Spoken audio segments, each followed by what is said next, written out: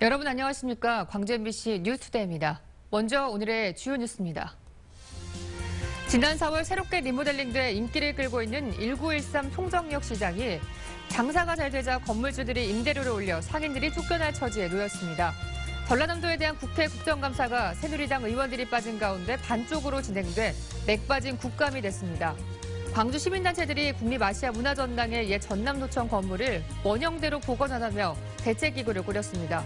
문화전당은 우려를 나타냈습니다. 부모나 가족에 의한 자녀 학대가 심각한 사회 문제로 떠오르고 있는 가운데 아동학대에 대한 관심을 촉구하는 캠페인이 시작됐습니다. 상권이 떴다 하면 치솟는 임대료를 감당 못해 원주민들이 쫓겨나는 현상을 젠트리피케이션이라고 하는데요. 개장한 지 반년이 채 안 된 1913 송정역 시장에서 벌써 이런 젠트리피케이션 조짐이 보이고 있습니다. 10배는 치솟은 임대료에 상인들 걱정이 많습니다. 김인정 기자입니다. 광주 송정역 앞 1913 송정역 시장 안에서 건물이 빌려 가게를 운영 중인 A씨. 최근 건물 주인으로부터 나가라는 요구와 함께 수차례에 걸쳐 폭행을 당했습니다. 역세권이 뜨며 임대료가 나날이 치솟자 건물 주인이 보증금과 권리금을 더 받을 욕심에 나가달라며 폭행한 겁니다. 가게를 하는 것은 다 생계형인데 먹고 살자고 하는 건데 제가 한 달 동안 장사해서 돈도 한 푼도 못 받고 임대인이 나가라고 하니까 사실 눈물부터 나죠. 지난 4월 개장한 1913 송정역 시장이 빠른 시간 광주의 명소 중 하나로 자리 잡으며 임대료는 무려 10배까지 치솟는 중입니다. 장사해서 열흘 정도 지난 가게 새로 다 나간다고 보면 되죠. 무섭게 오르는 임대료에 상인들은 계약 기간만 끝나면 쫓겨나게 될까 걱정입니다. 저희 시장은 앞으로 그게 문제거든요. 제가 봐도 2년 후에 임대료 끝나니까 지금 그거를 개인 집이다 보니까 저희들한테 뭐 제재도 못 오고. 이 공간을 조성한 현대카드 역시 젠트리피케이션을 우려하고 있습니다. 기차역 대합실과 비슷하게 꾸며둔 이곳은 이 시장의 정체성을 드러내주는 아주 중요한 공간인데요. 현대카드 역시 이 건물을 임대받은 형편이라 이 공간의 미래 역시 기약하기 힘들다고 말합니다. 계약 기간이 끝나면 지자체가 건물과 땅을 매입하는 방법이 있지만 땅값도 치솟아 쉬운 일이 아닙니다. 여기 꼬리가 반쪽하게 되는 거. 그럼 이걸 유지를 해야 되는데 또 여기한테 붙어 보이기도 하고. 근데 이거를 저희가 이제 건물 살 수는 없으니까. 1913 송정역 시장 벽 한 면에는 오랜 세월 송정시장을 지켜온 상점과 앞으로 함께 이곳을 지켜갈 청년 상점의 이름이 적혀 있지만 내후년 이곳이 어떤 풍경으로 바뀔지 장담하기 어렵습니다. MBC 뉴스 김인정입니다. 오늘부터 한 달 동안 광주시 동구 하군동 무등산 자락에서 전통문화예술축제인 무등울림 축제가 펼쳐집니다. 주민과 상인, 문화예술인들이 참여해서 만드는 무등울림 축제에서는 오늘 오후 전통문화관에서 열리는 가야금 병창 대제전을 시작으로 다양한 공연과 체험 프로그램이 한 달 동안 진행됩니다. 개천절이 오는 3일 열리는 개막식은 취타대와 주민들이 함께하는 퍼레이드, 안숙섬 명창의 축하 공연으로 꾸며집니다. 아시아 문화전당에서 흔적이 사라진 총탄 자국 등 옛 전남도청의 원형을 복원하겠다며 시민단체들이 대책기구를 발족했는데요. 문화전당 측은 우려를 나타냈습니다. 송정근 기자입니다. 궂은 날씨에도 불구하고 우의를 입은 시민들이 한 줄로 늘어서 힘껏 줄을 잡아당깁니다. 80년 5월 당시의 모습이 민주평화교류원에서 사라진 데에 대해 항의하기 위해 옛 전남도청 간판을 다시 거는 퍼포먼스를 한 겁니다. 퍼포먼스의 주체는 5월 단체를 비롯한 36개 단체가 모인 범시민 대책위원회. 사라진 총탄 흔적과 방송실 등을 다시 복원시키자며 한자리에 모였습니다.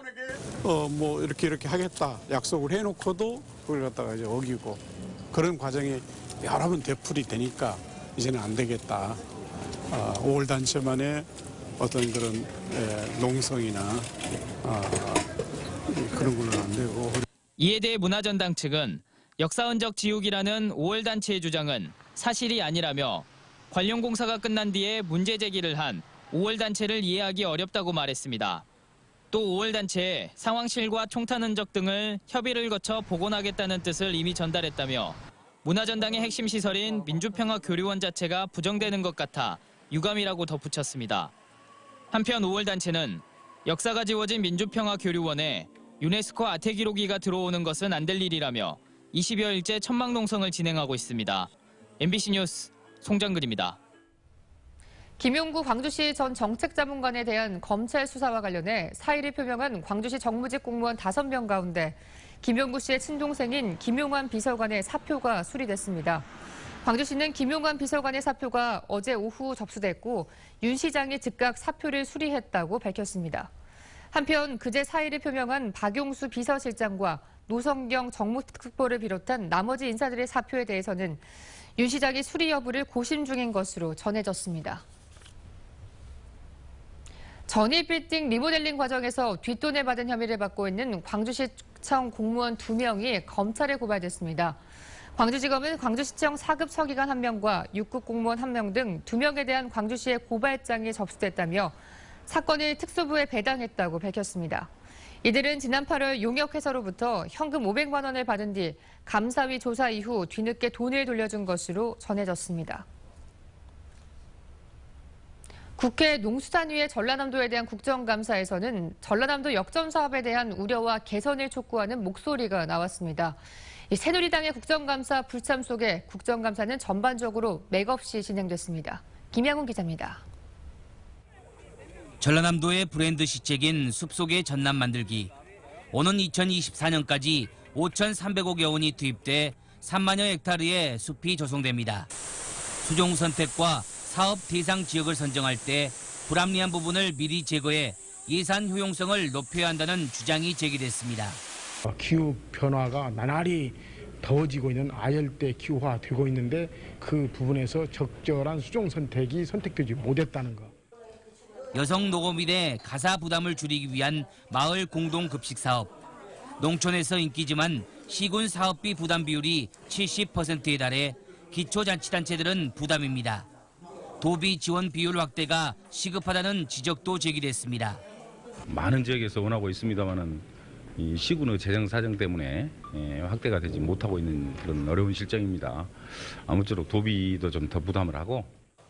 전남도에 대한 이번 국감은 일부 질의를 제외하고는 송곳 같은 질문을 찾아볼 수 없었습니다. 새누리당이 국정감사에 참여하지 않은 데다 호남에 경쟁적으로 구애를 하고 있는 더불어민주당과 국민의당 의원들은 전남도에 대한 칭찬 릴레이를 이어갔습니다. 전라남도의 국감 준비도 허술했습니다. 일부 의원들의 질의에 전남도에서는 구체적인 자료 제시와 답변을 제때 하지 못했습니다. 또 마이크 등 음향시설이 작동이 안 돼 국감 진행에 차질이 빚어지기도 했습니다. MBC 뉴스 김양훈입니다. 폐수 처리해야 하는 유해 화학물질을 주택가 인근 우수관에 무단으로 버린 30대가 경찰에 붙잡혔습니다. 영광경찰서는 어제 새벽 3시 30분쯤 영광군 영광읍의 한 주택가 인근 우수관에 석유화학물 9톤가량을 무단으로 버린 혐의로 35살 이모 씨를 붙잡아 조사하고 있습니다. 경찰 조사 결과 이 씨는 공범으로부터 120만 원을 받고 화학물질을 건네받은 뒤 인적이 드문 새벽 시간대 비 오는 틈을 타 화학물질을 버린 것으로 드러났습니다. 정부가 통보한 세월호 참사 특별조사위원회 활동기한이 어제로 끝나면서 앞으로 특조위 세월호 선체조사 참여가 어렵게 됐습니다.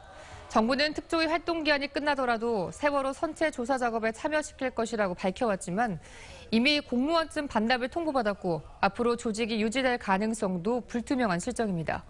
또 특별법에 의한 법적 기구인 특조위의 활동이 보장받지 못하게 되면 객관적 진상규명을 위한 주체가 모호해져 논란도 커질 전망입니다. 100일 된 영아를 때려서 혼수 상태에 빠지게 한 아버지, 4살 된 조카를 숨지게 한 이모의 살해 등 최근 아동학대가 심각한 사회 문제로 자리 잡았는데요. 아동학대에 대한 관심을 촉구하는 캠페인이 시작돼 눈길을 끌고 있습니다. 이미지 뉴스 리포터입니다. 잔뜩 찌푸린 표정의 아이. 볼에는 눈물이 흐르고 있습니다. 무릎을 꿇고 있는 아이의 눈은 두려움으로 가득합니다. 학대받는 아이들의 고통을 알리기 위해 제작된 마네킹들입니다. 불쌍하다. 아동 학대를 하면 안 되구나 이렇게 그런 경각심을 심어주는 그런 느낌인 것 같았어요. 되게 의외의 장소에 있긴 한데 사람들이 제일 많이 다니는 장소에 있어서 그래도 눈에 되게 많이 들어오는 것 같아요. 이곳에 설치된 피해 아동 마네킹은 모두 8개인데요. 이렇게 실제 아동과 똑같은 크기로 제작했습니다. 옆에는 시민들에게 공모한 표어를 설치해 아동학대의 심각성을 알렸습니다. 전국의 아동학대 건수는 11,700여 건으로 5년 전보다 2배 가까이 늘었습니다. 신고되지 않은 아동학대까지 포함하면 실제는 훨씬 많을 것으로 추산됩니다. 하지만 아동인구 1000명당 학대 신고는 1.3건에 불과했고 특히 광주 전남 지역은 학대 신고가 다른 지역에 비해 활발하지 않았습니다. 아동학대는 대부분 친부모에 의해 가정에서 이루어지는 만큼 발견되기 어려워 이웃 목격자나 복지 공무원 같은 신고 의무자 등 제3자의 관심과 관찰이 필요합니다. 대부분이 주변의 신고, 이웃들에 대한 관심에서 비롯되기 때문에 내 주변에 혹시 학대받는 아동이 있지는 않는지 적극적인 관심과 신고가 필요한 상황입니다. 광주 충장축제를 맞아 첫 선을 보인 이 마네킹들은 야구장과 카페, 기차역 등 좀 더 많은 사람들이 볼 수 있는 곳에 전시될 예정입니다. 아이들의 눈물을 외면하지 않는 것만으로도 아동학대를 예방하는 데 실질적인 도움을 줄 수 있습니다. MBC 뉴스 이미지입니다.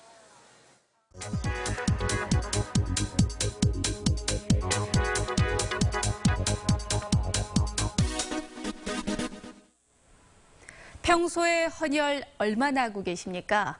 광주시는 생명나눔 문화를 확산시키고요. 헌혈과 장기기증자에게 감사의 뜻을 전하기 위해서 다양한 할인 혜택을 제공합니다.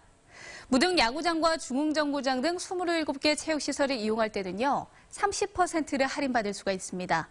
그리고 공용주차장도 20% 저렴하게 이용이 가능합니다. 광주 영상복합문화관 등 5개 문화시설을 사용하실 때는 20%를 감면받습니다. 또 사후 장기기증자는 화장시설과 봉안당 사용료가 면제가 됩니다. 감면 대상은 2011년부터 올 9월 말 사이에 10차례 이상 헌혈을 했거나 살아있을 때 장기기증을 한 광주 시민입니다. 혜택을 받는 기간은 오는 2018년 말까지이고요. 장기기증자는 기간에 제한이 없습니다. 감면 혜택을 받고 싶으신 분들은 헌혈 확인 증명서나 장기식 수술 확인 증명서를 광주시에 제출하면 됩니다. 사후 장기기증자의 경우에는 영락공원 사무소에 신청하시면 됩니다. 카드뉴스였습니다.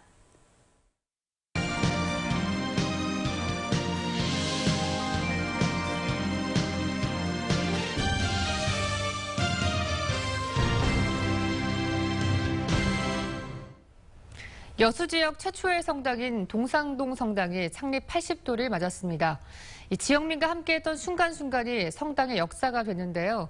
김종수 기자가 그 의미를 알아봤습니다. 빨간 벽돌로 지어진 서양식 성당 곳곳에 세월의 흔적과 여운이 묻어납니다. 예수 그리스도의 순환을 담은 아일랜드풍의 14초와 우리나라 최초의 신부인 김대건 신부의 유해는 지역민들의 마음을 더욱 경건하게 합니다.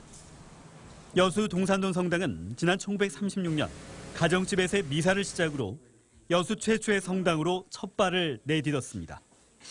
동산동 성당이 올해 창립 80도를 맞아 지역민들과 나눴던 소통의 시간을 더듬어보는 뜻깊은 기회를 만들고 있습니다. 이 동산동은 지역 사회에 여러모로 그 음지에 있는 분들을 이렇게 돕고 우리 지역의 복음 사명을 저희들이 충분히 있게 전도를 했다라고 좀 생각을 하고 있습니다. 23명의 주임 신구들이 이곳을 거쳐갔고 서양식 성당을 짓기까지 매 순간이 순조롭지만은 않았습니다. 일제강점기 이민두 신부가 일본 경찰에 고초를 당하기도 했고 여순 사건과 한국전쟁 당시에도 시련과 역경의 순간을 지역민과 함께했습니다. 특히 유난히 힘들었던 보릿고개 시절엔 지역민을 위해 몸을 낮춰 구호 활동을 펼쳤고 교우들은 이 순간들을 모두 생생하게 기억하고 있습니다. 경기가 말도 못하게 나빴지요. 밀가리로 이제 다 외국 신부님이 다 논아서 다 먹였지요. 이제 그렇게 큰 역할을 했어요, 하여튼. 시각장애인과 노인들을 위한 편한 쉼터를 운영하면서 지금까지 받은 사랑을 지역에 돌려주는 역할도 게을리하지 않았습니다. 사람의 나이로 80이 된 동산동 성당. 그동안의 역사와 경험을 바탕으로 이제는 종교시설의 의미를 넘어 화합과 소통의 중심으로 거듭나고 있습니다. MBC 뉴스 김종수입니다. KB국민은행이 광주 지역 중고등학생을 대상으로 토크형 진로 콘서트를 열었습니다. 진로 멘토링 꿈꾸는 대로 시즌4로 이름 붙여진 이번 토크 콘서트에서는 남재현 내과 전문의가 멘토로 나서 지역 청소년들과 직업과 진로에 대해 소통하는 시간을 가졌습니다.